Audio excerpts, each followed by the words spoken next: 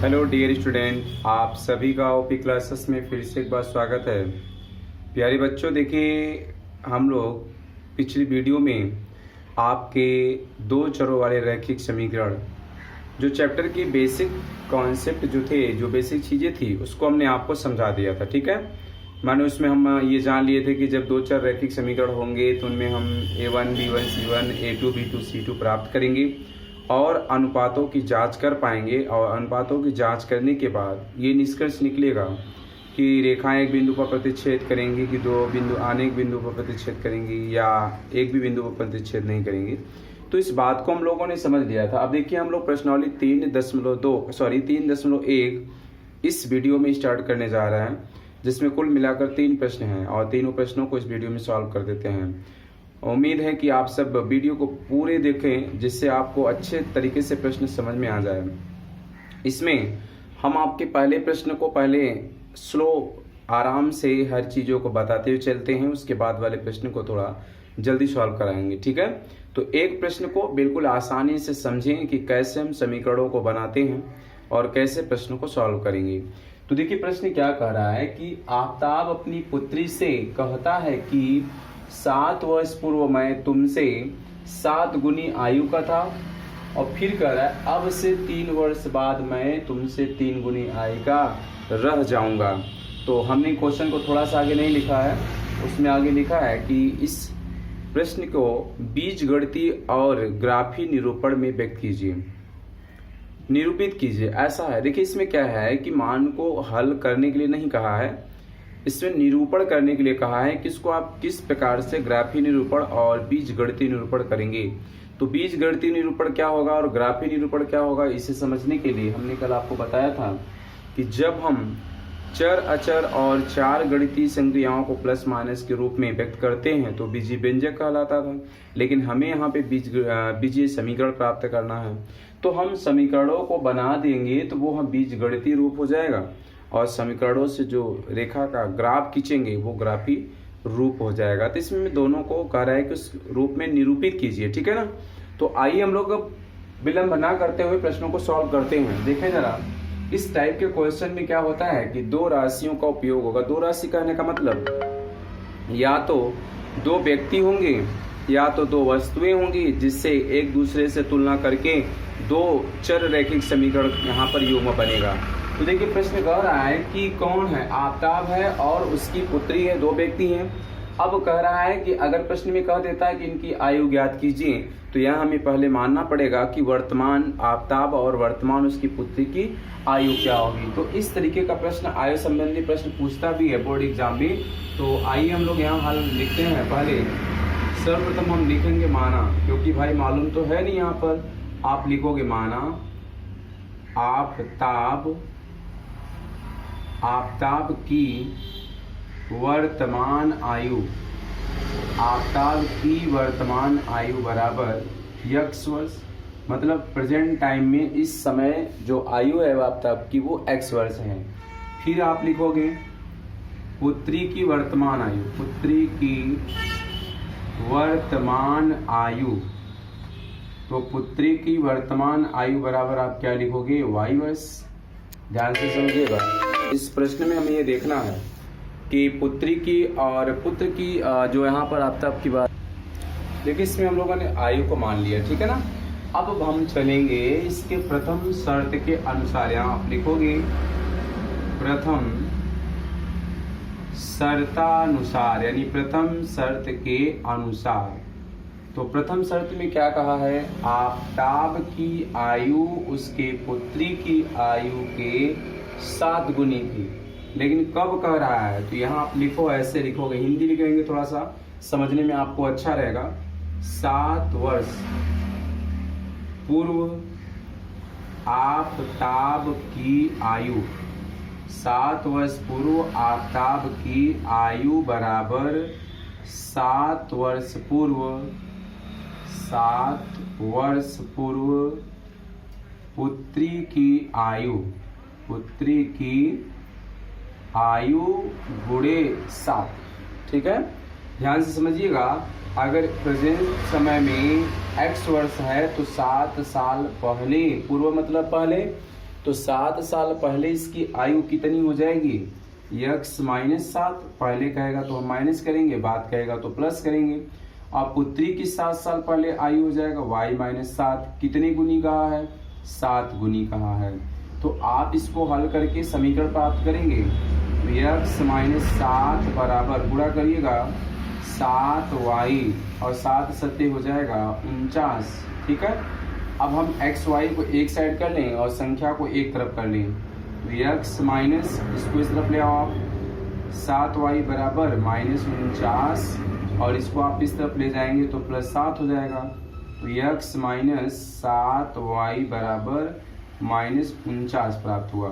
तो इसे हम समीकरण नंबर क्या कहेंगे, 1 कर दिए। ठीक, अब हम यहाँ लिखेंगे द्वितीय शर्तानुसार। देखिए द्वितीय शर्तानुसार यानी द्वितीय शर्त के अनुसार। तो द्वितीय शर्त में क्या कहा है भैया, ध्यान देना आप, कह रहा है कि अब से 3 वर्ष बाद मैं तुमसे 3 गुनी आयु का रह जाऊंगा। कौन, आफ्ताब कह रहा है अपनी पुत्री से कि 3 वर्ष के बाद की बात अगर करें तो आफ्ताब अपनी पुत्री से 3 गुनी आयु का रह जाएगा। कब, 3 साल के बाद की बात कर रहा है। तो यहाँ हम हिंदी में थोड़ा सा लिख लें। देखिए 3 वर्ष बाद आफ्ताब की आयु, कितने साल, 3 वर्ष बाद आफ्ताब की आयु बराबर, तो 3 साल बाद किसकी आयु, 3 वर्ष बाद पुत्री की आयु। ठीक है ना, पुत्री की आयु। अब देखिए आप, तो इस समय अगर आफ्ताब x वर्ष का है तो 3 साल बाद कितने का होगा, x प्लस 3। बाद कहेगा तो हम जोड़ेंगे। और पुत्री y साल की है तो 3 साल बाद कितनी की हो जाएगी, y प्लस 3। और कह रहा है कि 3 गुनी। ध्यान दीजिएगा एक चीज, यहाँ पर आप कंफ्यूज हो जाते हो और बुरा गलती कर जाते हो। जिससे कहें कि आफ्ताब पुत्री से, देखिए से जिसमें लगा रहेगा उसी में हम गुणा करते हैं। पुत्री से 3 गुनी है तो पुत्री के आयु में 3 से गुणा करेंगे। कहता मैं किसी से, जिससे भी अगर प्रश्न कोचिंग वहां पे कर रहा है प्रश्न, जिससे कहेगा उसी में गुणा करते हैं। तो यहाँ हम 3 से गुणा करेंगे तो ये x प्लस 3 होगा, 3 का y में करेंगे तो ये 3y और प्लस 3 तरीका क्या हो जाएगा, n 9 सॉरी। अब आप x y को एक तरफ ले लो, x माइनस 3y बराबर 9, इसको इस तरफ ले जाओगे 3 तो आपको मिला x माइनस 3y बराबर 6। समीकरण नंबर क्या हो गया, 2। ध्यान देंगे कि इस प्रकार का जो आपने समीकरण बनाया यही है बीजगणितीय निरूपण। तो जो समीकरण आपने बना दिया ये आपका हो गया बीजगणितीय निरूपण। अब प्रश्न में क्या कहा है, ये बीजगणितीय हो चुका आपका। प्रश्न में कहा है कि बीजगणितीय तथा ग्राफीय निरूपण में व्यक्त कीजिए, निरूपित कीजिए। तो बीजगणितीय तो हमने कर दिया, हल करने के लिए नहीं कह रहा है वो, ध्यान दीजिएगा बात को। वो ये नहीं कहा है कि इसको हल करके इसमें मान को ज्ञात करिए, बल्कि उसको निरूपित करने के लिए कहा है। अगर ये कहता कि आफ्ताब और उसकी पुत्री की वर्तमान आयु को ज्ञात कीजिए तो आप इन्हीं दोनों समीकरणों को हल करेंगे और x y का मान ज्ञात करके हम यहाँ पे इसके आयु को बता सकते हैं। खैर प्रश्न में पूछा नहीं है इसलिए इसमें हमने हल नहीं कर रहा है उसको मान निकालने के लिए। आगे प्रश्नावली में प्रश्न मिलेंगे वहाँ पे इस टाइप के, तो वहाँ सॉल्व कराएंगे, ठीक है ना, वहाँ मान निकालेंगे हम लोग। अभी हमको इसका प्रश्न का तरीका इस प्रश्नावली में दे रहा है लिखने का। तो ये देखिए आपका बीजगणितीय निरूपण हो चुका। आप इसको वीडियो रोक करके नोट्स को बनाएंगे और आगे हम आपको ग्राफीय निरूपण के लिए चल रहे हैं। ध्यान देना है कि हमें 2 समीकरण देखिए, ये है x माइनस 7y बराबर माइनस 49 और x माइनस 3y बराबर 6। थोड़ा हो सकता है नीचे का 1-2 लाइन अगर ना दिख रहा हो तो यहाँ हम आपको बोले हैं, सॉल्व करते समय समझ लेंगे आप सब। अब इन दोनों समीकरणों से ही हमें क्या ज्ञात करना है, ग्राफीय निरूपण, ठीक है। तो ग्राफीय निरूपण देखिए कैसे इसको हम करेंगे यहाँ पे, तो आप इसको उतारते हैं फिर उसके बाद हम आपको बताते हैं आगे। चलिए देखिए हम लोग समीकरण पहला और दूसरा बना लिए, ठीक है। अब हम लोग यहाँ से ग्राफीय विधि लेके चलेंगे, यानी जिसको आप ग्राफीय निरूपण कह रहे हैं। तो ग्राफीय विधि में करते क्या है, अब देखिए समझ कर दे रहे हैं अब हम इन्हीं दोनों समीकरणों की सहायता से ग्राफ खींचने के लिए x और y के भिन्न भिन्न मान प्राप्त करेंगे और किस प्रकार से हम ग्राफ पर इसको खींच पाते हैं। ठीक है, तो ध्यान से देखिएगा आप क्या करेंगे।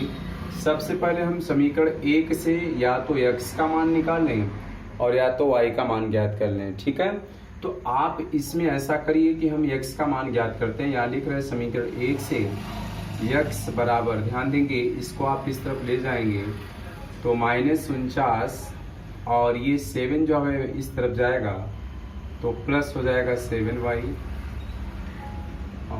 मार्कर खत्म हो गया क्या भाई, देखिए इसको -49 लिख पाएंगे हम लोग।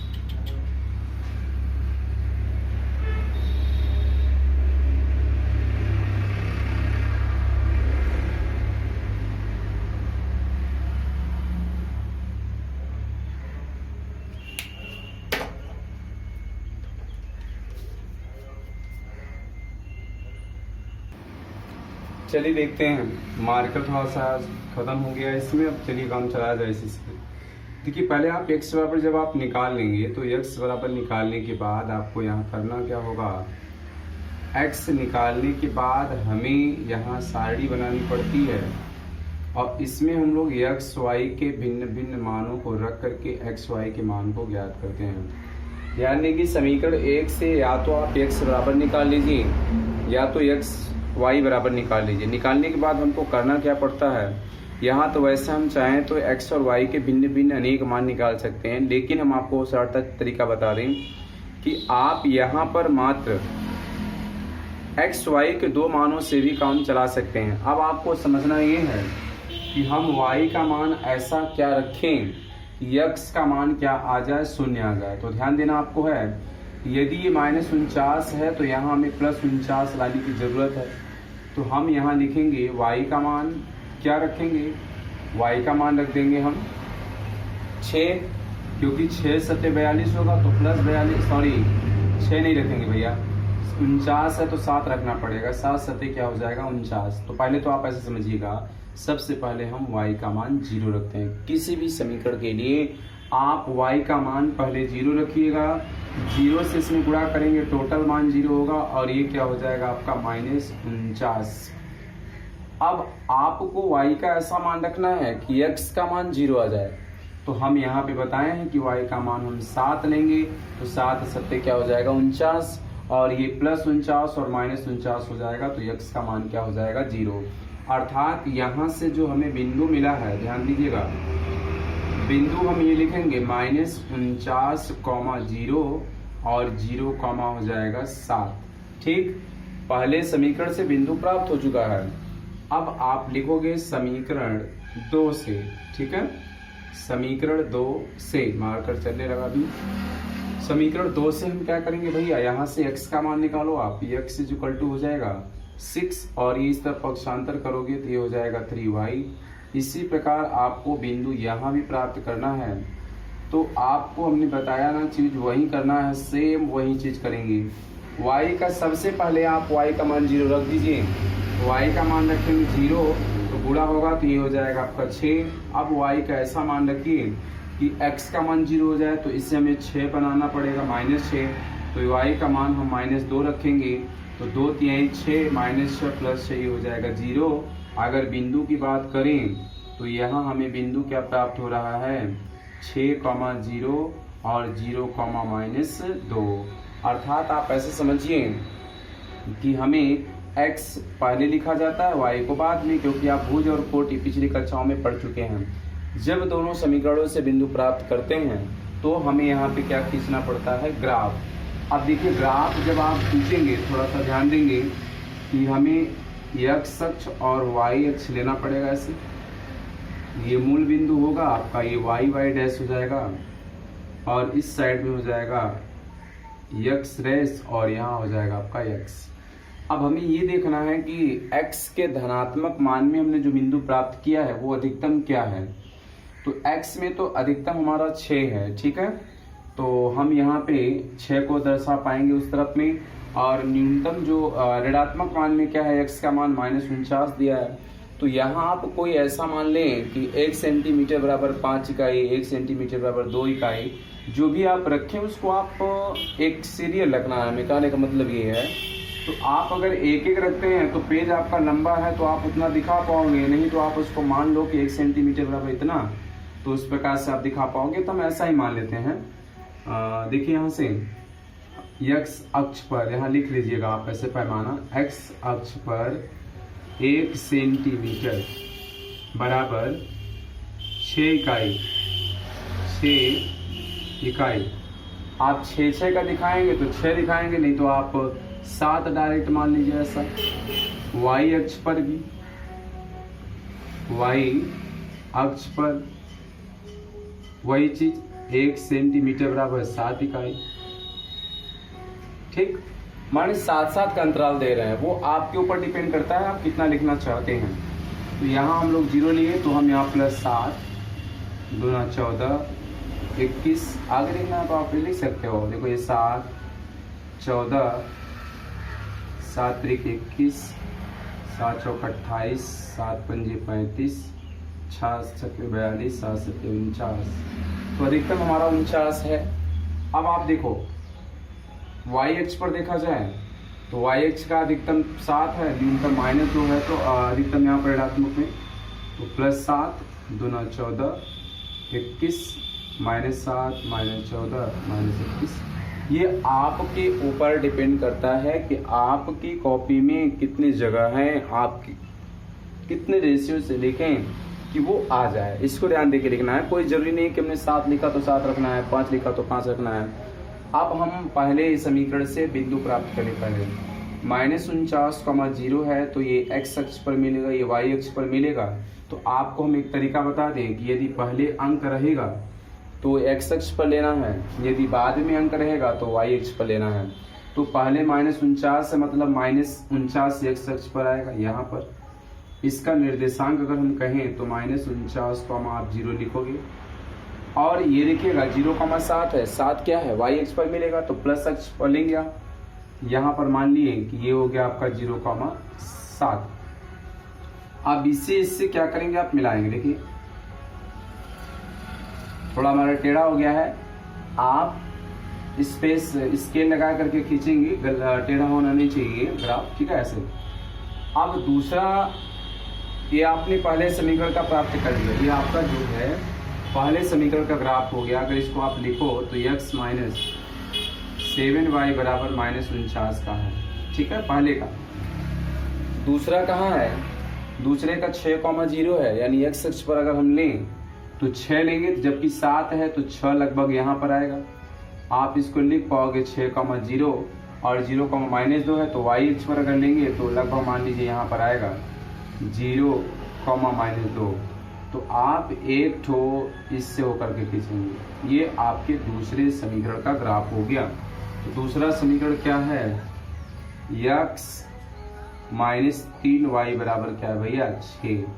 इस प्रकार अभी आपको ये समझा दें कि यहाँ पे हमें हल नहीं पूछा है, वो केवल ग्राफी निरूपण कहा था, इसलिए इसको आप केवल ग्राफ पर खींच करके दर्शाए हैं, ठीक है। इसी प्रकार से हमारे इसमें 3 प्रश्न दिए हैं इस प्रश्न में, तो इसमें तीनों प्रश्नों को हमें सॉल्व नहीं कराना है, हमें 2 आपको करा देते हैं और 100 क्वेश्चन आप स्वयं अपने से करेंगे। यदि आपको समस्या हो तो आप कमेंट करिएगा कि सर वो उस क्वेश्चन को भी सॉल्व कराइए, तो हम आपको सॉल्व करा करके उस प्रश्न को भी देंगे, ठीक है। देखिए आप अगले क्वेश्चन को, चलिए देखिए, आइए हम लोग दूसरे प्रश्न को देखते हैं क्या कह रहा है। सेम उसी प्रकार का प्रश्न है, कह रहा है क्रिकेट टीम के एक कोच ने, क्रिकेट का जो कोच होता है, लीडर होता है, वो 3900 रुपये में 3 बल्ले खरीदा और 6 गेंद खरीदा। हमने आपको बताया कि ये जो चैप्टर है 2 चर वाले रैखिक समीकरण युग्म, इसमें 2 चर होंगे। 2 चर होने का मतलब कोई 2 वस्तु होगी, कोई 2 व्यक्ति होंगे। निश्चित रूप से इसमें जो आएगा एक्स वाई हमें मानना पड़ेगा। तो 2 चर कौन से इसमें यूज होंगे, यानी एक बल्ला होगा और एक गेंद होगा। फिर दूसरे कंडीशन में करा बाद में उसने एक बल्ला और 3 गेंद 1300 रुपये में खरीदी। तो 2 शर्त भी आपको देगा। तो कह रहा है कि इसको आप बीजगणितीय और ग्राफी रूप में निरूपित कीजिए। हल नहीं करना, मान नहीं पूछ रहा है, निरूपित करने के लिए कह रहा है। तो आइए देखते हैं इसको। हम लोग यहाँ पे हल में लिखेंगे माना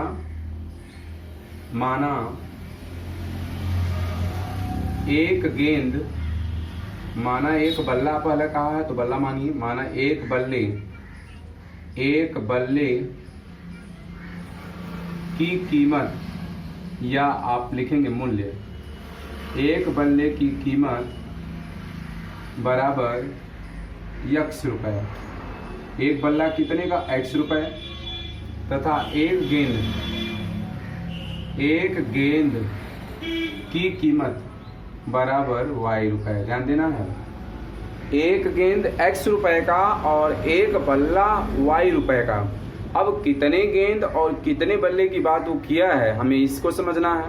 तो देखिए इसमें क्या कर रहा है, पहले शर्त में क्या कर रहा है, देखिए 3 बल्ला और 6 गेंद कर रहा है ना। तो अब हम यहाँ लिखेंगे प्रथम, देखिए प्रथम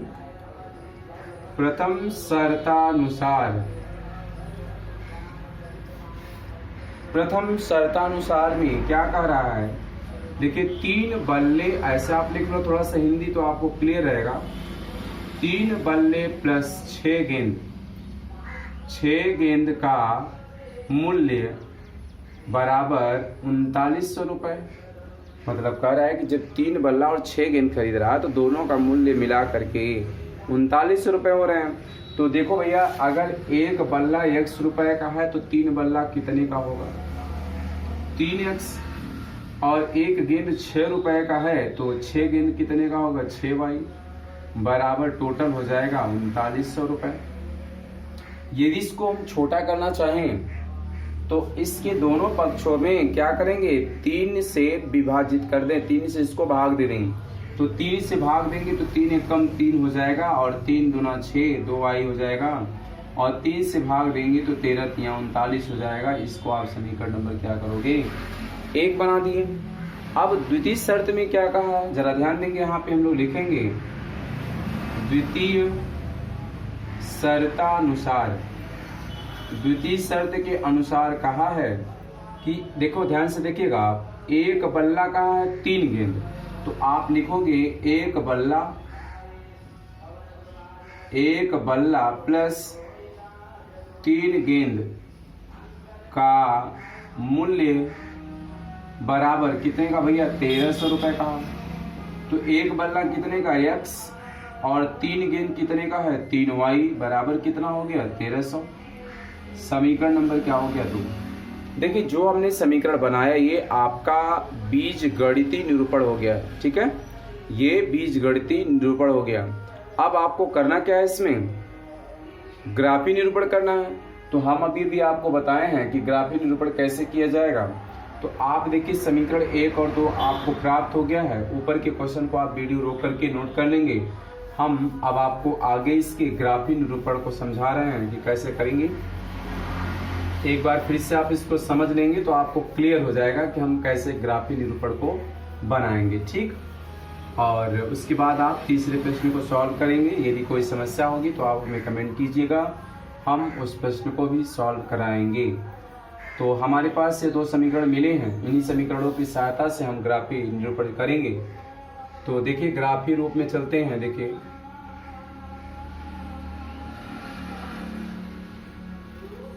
ग्राफी रूप, ठीक है ना। तो ग्राफी रूप में क्या करेंगे, हमने आपको पहले ही बताया कि सबसे पहला काम क्या करना है, समीकरण 1 से लेंगे, ठीक है ना। समीकरण 1 से x बराबर, यहाँ से हमें x का मान निकाल लेना है। तो y को पक्षांतर करेंगे आप तो ये हो जाएगा 1300 माइनस 2y। अब आपको करना क्या है, यहाँ से x y के बिंदुओं को ज्ञात करना है। सबसे पहले हमने क्या बताया, इसमें आप y के सबसे पहले मान क्या रखोगे भैया, 0।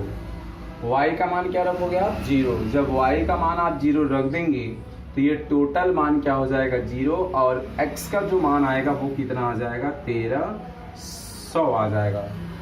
अब आपको हमने कहा कि y का ऐसा मान रखें कि x का मान 0 आए। अब x का मान 0 कैसे आएगा, जब 1300 प्लस है तो ये इसको हमें 1300 माइनस बनाना पड़ेगा। तो 2 में कितने से गुणा करें कि वो 1300 हो जाए, तो आपको पता है कि 6.5 दूना होता है 1300, यानी इसको हम y का मान क्या रखेंगे 650, तो x का मान क्या आएगा 0। क्यों? 650 का 2 में गुणा करोगे तो ये -1300 आएगा, प्लस 1300 माइनस 1300 हो जाएगा 0। ये चीज आप समीकरण 1 से बिंदु को प्राप्त कर पाए हैं। तो यहाँ आप लिख लीजिए पहले बिंदु क्या है भैया 1300, 0 और ये है आपका 0,650। अब हम लोग क्या करेंगे, समीकरण 2 लेंगे। समीकरण 2 में देखिए क्या दिया हुआ है और इस समीकरण 2 से हम लोग मान को प्राप्त कर पाएंगे। यहाँ लिखेंगे हम समीकरण 2 से, ध्यान दीजिएगा, मान प्राप्त करिए। x बराबर हो जाएगा 1300 माइनस 3y, y को पक्षांतर करोगे आप, मिटा रहे इसको। बिंदु निकालना है हम सबको x और y बिंदु, ठीक है। देखिए पहले सबसे पहला काम यही करना है, y का मान क्या रखोगे, आंख मूंद करके 0 रखो आप। y का जब 0 से गुणा करोगे 3 में तो ये पूरा हो जाएगा 0, यानी हो जाएगा आपका 1300। अब आपको ये समझना है कि 1300 कैसे बनेगा, 3 में कितने से गुणा करेंगे 1300 हो जाए, तो आपको ये पहचानने नहीं आ रहा होगा। हम आपको बता दें कि 3 में आप 1300/3 का गुणा कर दीजिए, 3 से 3 कैंसिल हो जाएगा, ये मान हो जाएगा, यानी इसको हम लिखेंगे 1300/3, y का मान ये 0 हो जाएगा। आप यहाँ बिंदु जब लिखोगे तो आप लिखोगे 1300,0 और इसका निर्देशांक होगा 0,1300/3। अब इसको क्या करना है, ग्राफ पर निरूपित करना है आपको। तो ग्राफ पर जब निरूपित करेंगे तो इसमें 13 से इसमें 650 है, तो आपको ये लगेगा कि इतना लंबा ग्राफ हम कहाँ बनाएंगे। तो आपको इसमें कोई घबराने की जरूरत नहीं है, ये हमारे मन की बात है, इसको आप मान लोगे। देखो अधिकतम 1300 है, आप 100 का इसमें रेशियो लेके चलो, ठीक है। 1 सेंटीमीटर बराबर कितना हम लोग मान रहे हैं 100, 200, 300, 400, 500, 600, 700, यहाँ पे ले लिए x अक्ष पर। इसी प्रकार आप इस तरफ जब दिखाओगे तो देखिए यहाँ पे हमें 1300 लेना चाहिए था, x का मान क्योंकि सबसे अधिकतम है। तो ध्यान दीजिएगा थोड़ा, इसमें आपको करना क्या, ग्राफ आप अपने खींचिएगा, हम समझा दे रहे हैं। आप इसमें x अक्ष की तरफ 100 का बना करके 1300 तक ले जाइएगा। x के माइनस इसमें है ही नहीं, तो इसको आप ग्राफ बनाते समय थोड़ा सा आप इस तरफ से बनाइएगा, माने इस वाले साइड को आप बिल्कुल हल्का करिएगा, इसको हल्का करिएगा, इसको लंबा करिएगा, y एक्स के प्लस को हल्का करिएगा, क्योंकि सभी मान प्लस में लेना आपको। तो आप 1300 100 का करेंगे 1300 बन जाएगा, y एक्स 650 700 दिखा दीजिएगा, माइनस में हमें एक आध तो लिखना पड़ेगा, -100 -200 -100 -200।